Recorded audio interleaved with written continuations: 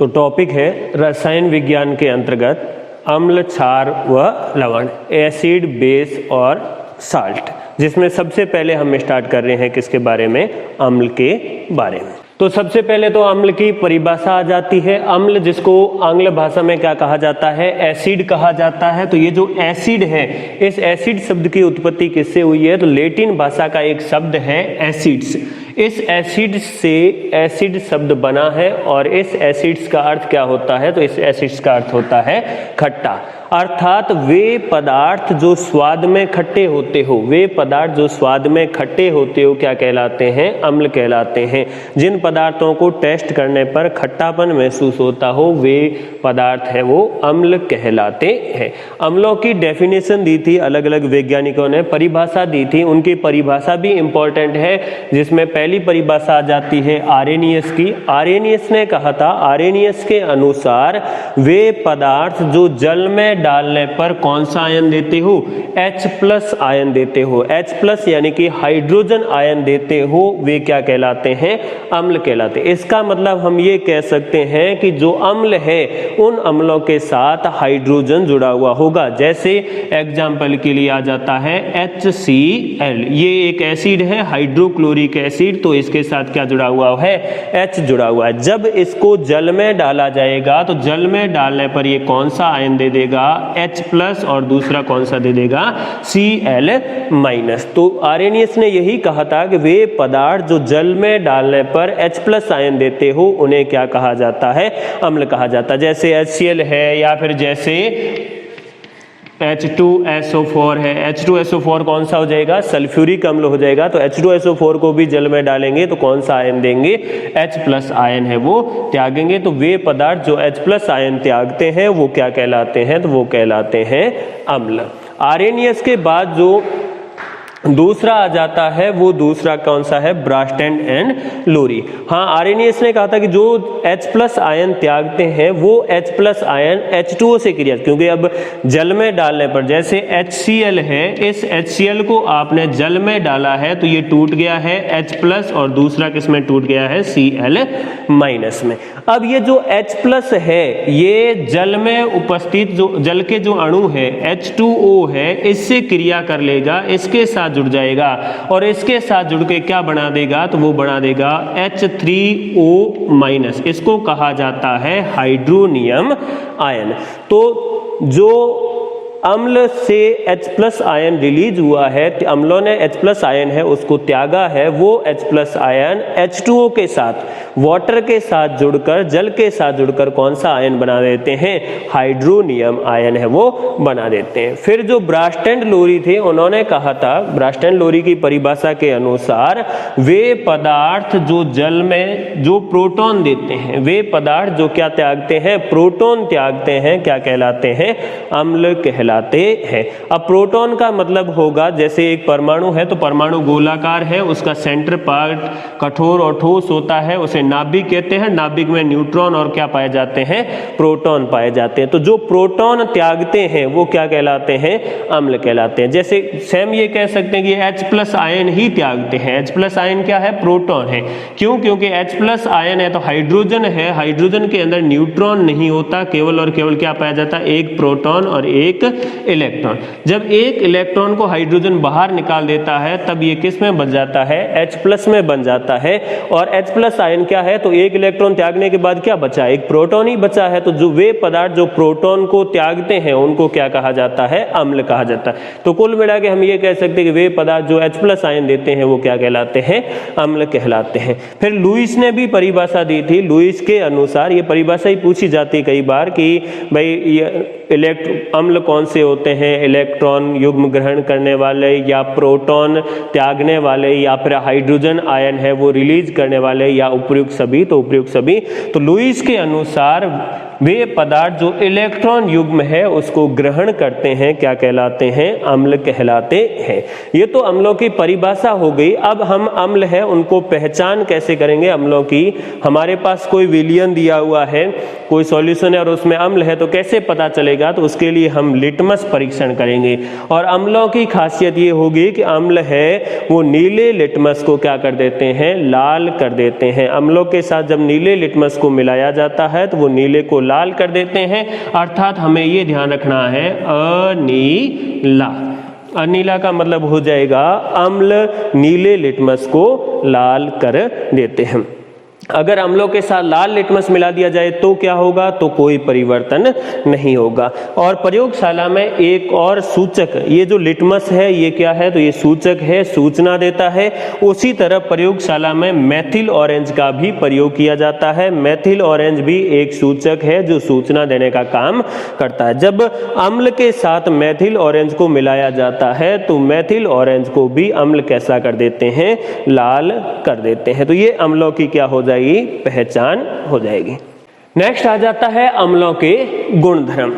पहला गुणधर्म आ जाता है कि अम्ल धातु कार्बोनेट और हाइड्रोजन कार्बोनेट के साथ अभिक्रिया करते हैं तब संगत लवण और कार्बन डाइऑक्साइड और जल बनाते हैं। जब अम्लों की अभिक्रिया है वो धातु कार्बोनेटों के साथ करवाई जाती है या हाइड्रोजन कार्बोनेट के साथ करवाई जाती है तो उनके संगत लवण यानी कि जिस धातु का कार्बोनेट होगा उस धातु का लवण बन जाएगा, साथ में कार्बन डाइऑक्साइड बन जाएगी यानी कि CO2 बन जाएगी और साथ में क्या रिलीज हो जाएगा? जल भी बन जाएगा। अगर अम्ल है वो सोडियम कार्बोनेट यानी कि खाने का सोडा जिसका फॉर्मूला होता है NaHCO3, sodium by carbonate, sodium by carbonate यानी कि खाने के सोडे से जब अभिक्रिया करते हैं तब कौन सी गैस रिलीज करते हैं? CO2।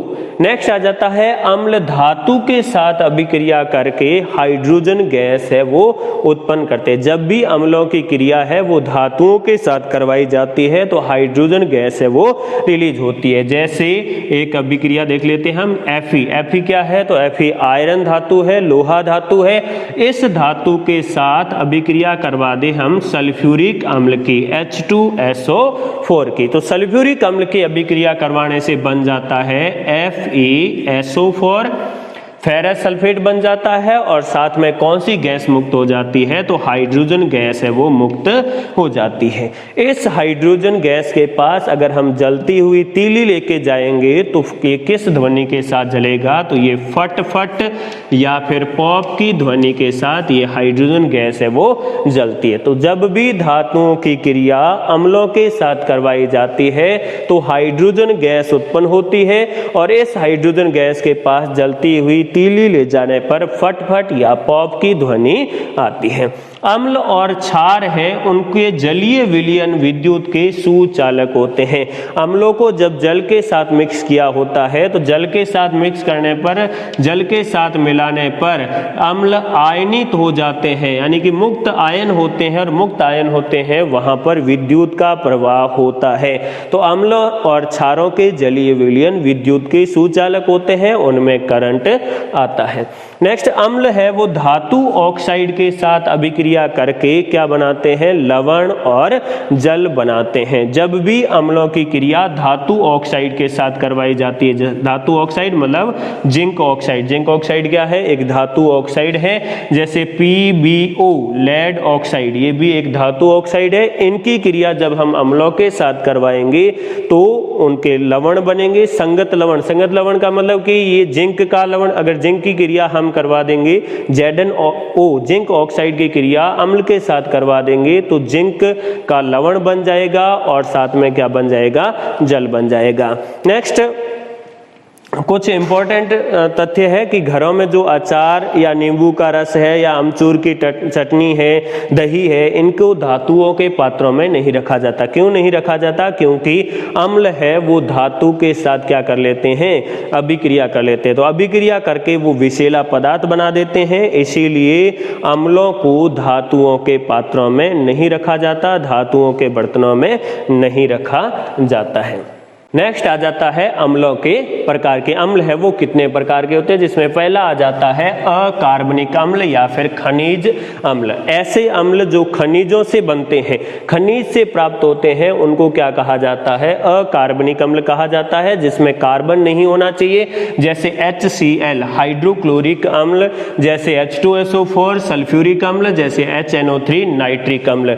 ये सारे अम्ल है वो खनिज से प्राप्त होते हैं, क्लोरीन है या फिर सल्फर है, ऑक्सीजन है, नाइट्रोजन है, ऑक्सीजन, इनसे मिलकर बनते हैं। इनको क्या कहा जाता है, अकार्बनिक अम्ल या फिर खनिज अम्ल। दूसरे आ जाते हैं कार्बनिक अम्ल। कार्बनिक अम्ल वे अम्ल होते हैं जिनके साथ कार्बन उपस्थित होता है। अगर अम्लों के साथ कार्बन जुड़ा हुआ है तब उन्हें कार्बनिक अम्ल कहा जाता है। और ये किससे प्राप्त होते हैं, तो ये पौधे और जंतुओं से प्राप्त किए जाते हैं, जैसे लैक्टिक अम्ल, एसिटिक अम्ल या ऑक्जेलिक अम्ल है, इनको कार्बनिक अम्ल कहा जाता है। फिर प्रबल अम्ल। प्रबल अम्ल किन्हें कहा जाता है, ऐसे अम्ल जिनको जल में मिलाने पर वो पूरी तरह से आयनित हो जाते हैं, पूरी तरह से टूट जाते हैं, वो प्रबल अम्ल कहलाते हैं। प्रबल अम्ल को अगर अपने शरीर पर गिराया जाए या शरीर पर गिर जाए तो वो शरीर को जला देते हैं, बड़े खतरनाक होते हैं। तो कुछ अम्ल जो जलीय विलयन में पूर्णतः आयनित हो जाते हैं, ऐसे अम्लों को क्या कहा जाता है, प्रबल अम्ल कहा जाता है, जैसे HCl, H2SO4, HNO3, ये कुछ प्रबल अम्लों के एग्जाम्पल है। दूसरा दुर्बल अम्ल। दुर्बल अम्ल वे अम्ल होते हैं जिनको जल में मिलाया जाता है तो वो पूरी तरह से आयनित नहीं होते, यानी कि पूरी तरह से टूटते नहीं है, उन्हें हम दुर्बल अम्ल कहेंगे। ये अपने शरीर के लिए ज्यादा नुकसानदायक नहीं होते, जैसे CH3COOH है या फिर जैसे H2CO3 है। ये कुछ अम्ल है जो दुर्बल अम्ल कहलाते हैं। फिर तनु अम्ल। तनु अम्ल वे अम्ल होते हैं जिसमें जल की मात्रा ज्यादा होती है और अम्ल की मात्रा क्या होती है, कम होती है। तो वे अम्ल जिनके जलीय विलयन में H+ आयन की सांद्रता कम होती है, क्या कहलाते हैं, तनु कहलाते हैं। कोई भी पदार्थ है, जैसे मान लीजिए आपके पास शराब है और शराब की मात्रा आपके इस ग्लास के अंदर इतनी है। अब इसके अंदर आप अगर पूरा पानी से भर दोगे तो ये शराब है, इसकी अनुपात, पानी के अंदर इसका अनुपात है वो कम होता जाएगा, तब हम कहेंगे कि अब शराब है वो किस अवस्था में है, तनु अवस्था में। अगर पानी नहीं मिलाया है और पूरी तरह से ये शराब है इतनी, तब ये शराब क्या कहलाएगी, सांद्र कहलाएगी। तो उसी प्रकार अगर अम्ल की मात्रा कम है और पानी की मात्रा ज्यादा है या फिर जलीय विलयन में H+ आयनों की सांद्रता कम है, तब वो अम्ल क्या कहलाते हैं, तनु अम्ल कहलाते हैं। और दूसरे सांद्र अम्ल वे अम्ल होते हैं जिनमें अम्ल की मात्रा ज्यादा होती है जलीय विलयन में, या हम कह सकते हैं कि वे अम्ल जिनके जलीय विलयन में H+ आयनों की सांद्रता अधिक होती है, वो क्या कहलाते हैं, सांद्र अम्ल कहलाते हैं। तो नेक्स्ट आ जाता है कुछ दैनिक पदार्थों में पाए जाने वाले अम्ल। इनसे सबसे ज्यादा क्वेश्चन पूछे जाते हैं। हर बार प्रश्न पूछा जाता है कि दूध और दही में कौन सा अम्ल पाया जाता है, या नींबू में कौन सा अम्ल है, इमली और अंगूर में कौन सा अम्ल है। हर एग्जाम में क्वेश्चन पूछा जाता है। तो दूध और दही में कौन सा अम्ल पाया जाता है, लैक्टिक अम्ल पाया जाता है। नींबू में कौन सा अम्ल होता है, सिट्रिक अम्ल पाया जाता है। सिरके में पाया जाता है एसिटिक अम्ल। टमाटर में ज्यादा मात्रा में ऑक्जेलिक अम्ल पाया जाता है और कुछ मात्रा में एस्कार्बिक अम्ल भी होता है। सेब और चाय में कौन सा अम्ल पाया जाता है, मैलिक अम्ल पाया जाता है। इमली और अंगूर, इसमें पाया जाता है टार्ट्रिक अम्ल। बिच्छू, मधुमक्खी, चींटी, इनके डंक में मेथेनोइक अम्ल पाया जाता है। मेथेनोइक अम्ल को ही क्या कहा जाता है, फॉर्मिक अम्ल कहा जाता है। नेटल नामक पादप है, तो इस नेटल नामक पादप में भी मेथेनोइक अम्ल पाया जाता है। आंवले में पाया जाता है एस्कार्बिक अम्ल। मूत्र में पाया जाता है यूरिक अम्ल। मक्खन में होता है ब्यूटेरिक अम्ल और सूखे पत्तों में क्या पाया जाता है, बेंजोइक अम्ल पाया जाता है। तो ये कुछ दैनिक पदार्थों में पाए जाने वाले अम्ल है, इनके बारे में भी क्वेश्चन पूछा जाता है। तो नेक्स्ट आ जाता है दैनिक जीवन में अम्लों का उपयोग, और इसमें सबसे पहला आ जाता है हाइड्रोक्लोरिक अम्ल या HCl। हाइड्रोक्लोरिक अम्ल या जो HCl है, इसको नमक से प्राप्त किया जाता है, इसलिए इसको नमक का अम्ल भी कहा जाता है। नमक से प्राप्त होने के कारण हाइड्रोक्लोरिक अम्ल यानी कि HCl है, इसे नमक का अम्ल भी कहते हैं। मानव के जो आमाशय है, इस आमाशय में जठर रस के रूप में हाइड्रोक्लोरिक अम्ल पाया जाता है जो भोजन के पाचन में सहायता करता है, यानी कि भोजन के पाचन में अम्लीय माध्यम प्रदान करने का काम करता है। कई बार जब पेट में HCl है वो अधिक हो जाता है तो पेट में जलन और दर्द होना स्टार्ट हो जाता है, जिसे हम क्या कहते हैं, एसिडिटी कहते हैं। यानी कि HCl की अधिकता होने पर, आमाशय में पेट में HCl की अधिकता होने पर एसिडिटी हो जाती है। और एसिडिटी के उपचार के लिए हम किसका यूज करते हैं, तो एंटासिड का यूज करते हैं। एंटी एसिड जिसको कहा जाता है प्रति अम्ल। प्रति अम्ल का मतलब है ये अम्ल के विपरीत कार्य करता है, अम्ल की अम्लीयता खत्म करने का काम करता है। तो प्रति अम्ल के रूप में किसका यूज किया जाता है, तो वो यूज किया जाता है magnesium hydroxide, MgOH halt wise. Magnesium hydroxide का फॉर्मूला हो जाएगा MgOH हॉल्ट वाइज, जिसे क्या कहा जाता है, मिल्क ऑफ मैग्नीशिया भी कहा जाता है। पूछा जाता है मिल्क ऑफ मैग्नीशिया का फॉर्मूला क्या होगा, तो मिल्क ऑफ मैग्नीशिया का फॉर्मूला होगा MgOH हॉल्ट वाइज। इसके अलावा हाइड्रोक्लोरिक अम्ल है, इसका उपयोग टॉयलेट की सफाई में भी किया जाता है। प्लास्टिक, रंजक, औषध विज्ञान, सौंदर्य प्रसाधन तथा औद्योगिक स्तर पर क्लोरीन गैस के निर्माण में भी किसका यूज किया जाता है, तो वो हाइड्रोक्लोरिक अम्ल का यूज किया जाता है। हाइड्रोक्लोरिक अम्ल के बाद जो नेक्स्ट आ जाता है दूसरा, वो है सल्फ्यूरिक अम्ल। सल्फ्यूरिक अम्ल जिसका फॉर्मूला हो जाएगा H2SO4। H2SO4 सल्फ्यूरिक अम्ल, इसे सल्फर से प्राप्त किया जाता है और सल्फर से प्राप्त करने के कारण इसे क्या कहा जाता है, गंधक का अम्ल भी कहा जाता है। बड़ा खतरनाक अम्ल है, सबसे ज्यादा खतरनाक होने के कारण इसे अम्लों का राजा भी कहा जाता है और एक इसका और नाम है ऑयल ऑफ विटोरियल। तो अम्लों का राजा, ऑयल ऑफ विटोरियल और गंधक का अम्ल किसे कहा जाता है, सल्फ्यूरिक एसिड को कहा जाता है। इसका प्रयोग कहाँ किया जाता है, तो उर्वरक निर्माण में, जैसे अमोनियम सल्फेट है उसके निर्माण में। और सबसे ज्यादा जो इंपॉर्टेंट है वो है सीसा संचायक सेल, यानी कि बैटरी, गाड़ी की जो बैटरी होती है या फिर बाइक की बैटरी है, उन बैटरियों में कौन सा अम्ल भरा रहता है, तो H2SO4 अम्ल भरा रहता है। इसके अलावा रंग, कागज और कपड़ा जो इंडस्ट्रीज है, उद्योग है, उसमें भी सल्फ्यूरिक एसिड का उपयोग किया जाता है। सल्फ्यूरिक एसिड का उपयोग है वो पेट्रोलियम शोधन में भी किया जाता है। और जो सिल्वर या चांदी है वो तनु सल्फ्यूरिक अम्ल से अभिक्रिया नहीं करती। सिल्वर या चांदी की अभिक्रिया अगर हम सल्फ्यूरिक एसिड से करवाएंगे तो वो तनु सल्फ्यूरिक एसिड के साथ अभिक्रिया है वो नहीं करती। तो सल्फ्यूरिक अम्ल या H2SO4 है, इसमें इंपॉर्टेंट क्या है, तो एक इंपॉर्टेंट है कि सीसा संचायक सेलों में किस अम्ल का प्रयोग किया जाता है, सल्फ्यूरिक अम्ल का प्रयोग किया जाता है। और अम्लों का राजा या गंधक का अम्ल किसे कहा जाता है, तो वो सल्फ्यूरिक एसिड को कहा जाता है। नेक्स्ट आ जाता है नाइट्रिक अम्ल। नाइट्रिक अम्ल से प्रश्न है वो ज्यादा पूछे जाते हैं।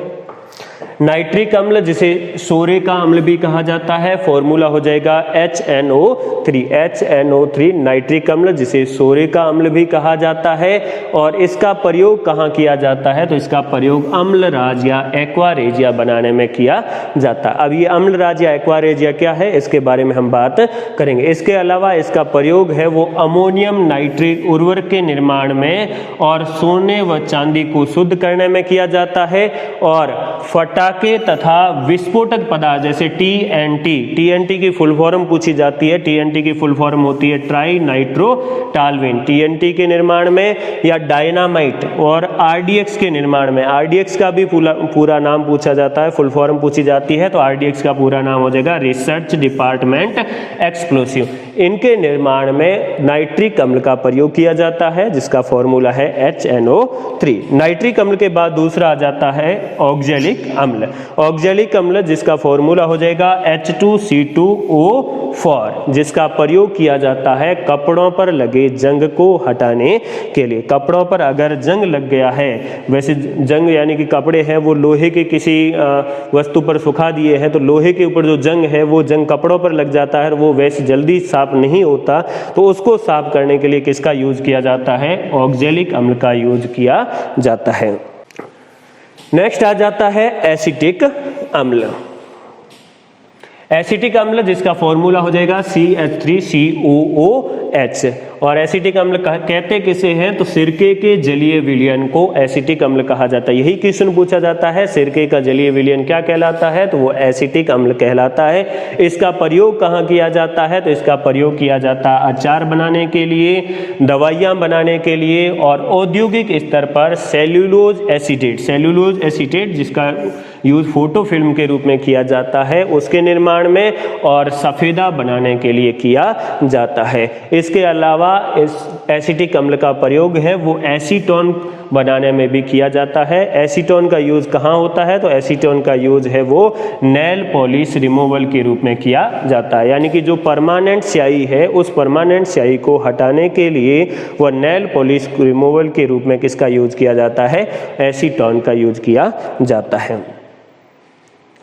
नेक्स्ट आ जाता है अम्लराज या एक्वारेजिया। अम्लराज या एक्वारेजिया प्राप्त किया जाता है हाइड्रोक्लोरिक अम्ल व नाइट्रिक अम्ल के मिश्रण से। एक तो इसमें यूज किया जाता है हाइड्रोक्लोरिक अम्ल और दूसरा यूज किया जाता है इसमें नाइट्रिक अम्ल। हाइड्रोक्लोरिक अम्ल यानी कि HCl और नाइट्रिक अम्ल यानी कि HNO3, इनका 3:1 में मिश्रण तैयार किया जाता है और उस मिश्रण को क्या कहा जाता है, एक्वारेजिया या फिर उसे कहा जाता है अम्लराज। और इसका प्रयोग कहाँ किया जाता है, तो इसका प्रयोग किया जाता है सोने व चांदी को गलाने में। अम्लराज या एक्वारेजिया का प्रयोग है वो सोने व चांदी को गलाने के लिए किया जाता है।